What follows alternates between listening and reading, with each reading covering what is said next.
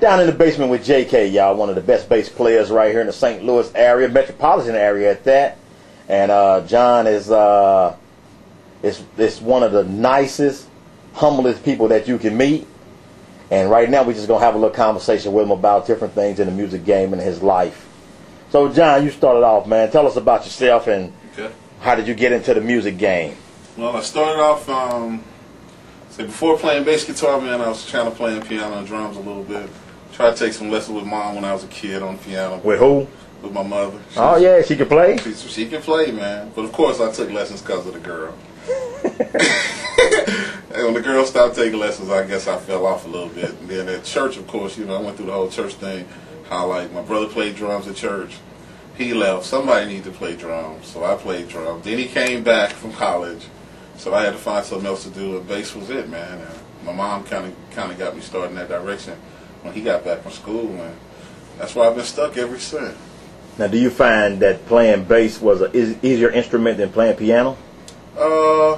No, not really, man. I think if I stuck with piano, I'd probably find that piano and would probably be easier to me today if I stayed with it. Of course, by now, bass is the easiest thing in the world for me to do. But comparatively, man, I know a couple of guys that's playing great bass that play really great piano. So I don't think necessarily one is any harder than the other, except on keyboard, the chordal thing, you know, being able to hear the chords. On bass, you know, we're usually doing one note at a time, so that makes it a whole lot easier in that respect. As far as really learning how to play the instrument, I don't think it's too much harder than the other. Some matter of time and application, you know. Yeah. So, what's some of the who are some of the bass cats that you look up to now in the St. Louis and East St. Louis metropolitan area, as well as professional out on the road doing major tours? Oh man, well, if I go back to when I started first listening, so many guys that I really know like their names, but definitely Joel Smith way back in the day with the Love Alive, Hawkins, and all that stuff. Goucher, and oh man, some names I can't even remember because I never read the credits. I just like what I heard. You know what I'm saying?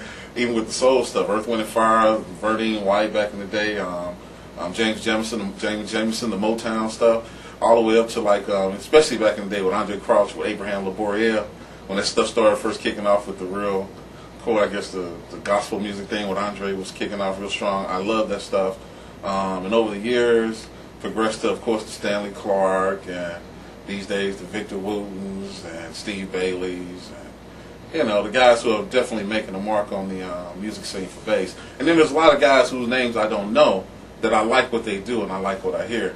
Nathan East and Gerald Veasley, and who else? My boy Victor Bailey. Victor Bailey. Oh man. Just tasty, man. So I mean, I got a lot of guys that I really like, and I try to rip from, you know, and I pay attention to because they're doing something nice. As far as local guys, I was blessed to grow up under like Rainey, man, Rainey Jr. and stuff. You know, he was definitely a mentor of mine coming up. Sam, who used to play in the Greg Haynes in the band back in the day, Greg's brother-in-law. Richard Whitaker, and so many guys, man, who I never really got to know personally. And I tell you another funny one. This trip you out is though. Shadrach, man. I used to watch Shadrach on TV back in the day when he used to play bass for his daddy on the TV show. Shadrach played bass? You know, being a kid, man, seeing dude do that was like inspirational, brother.